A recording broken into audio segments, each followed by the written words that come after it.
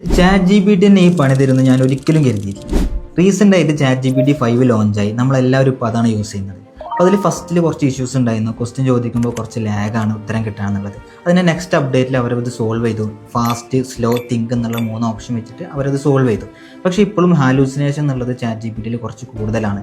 കാരണം നമ്മൾ ക്വസ്റ്റ്യൻ ചോദിക്കുമ്പോൾ മുമ്പ് പറഞ്ഞ കാര്യങ്ങൾ മറന്നിട്ട് ഒരു ബന്ധമില്ലാത്ത ഉത്തരങ്ങൾ തരിക, അതേപോലെ തെറ്റായ ഉത്തരങ്ങൾ വളരെ കോൺഫിഡൻ്റ് ആയിട്ട് ശരിയാണെന്ന് രൂപത്തിൽ തരിക എന്നുള്ളതൊക്കെ. അപ്പോൾ ഇത് കുറക്കാൻ നമുക്ക് യൂസ് ചെയ്യാൻ പറ്റിയൊരു ഓപ്ഷനാണ് ChatGPTയിൽ പ്രൊജക്റ്റ് എന്നുള്ളത്. അപ്പോൾ നമ്മൾ ഓരോ വിഷയത്തെക്കുറിച്ച് നമ്മൾ ചോദിക്കുമ്പോഴും അതിനൊരു പ്രൊജക്റ്റ് ക്രിയേറ്റ് ചെയ്യാം. അതിന് പറ്റിയുള്ള ക്വസ്റ്റ്യൻസ് പിന്നീട് അതിൽ മാത്രം ചോദിക്കാം.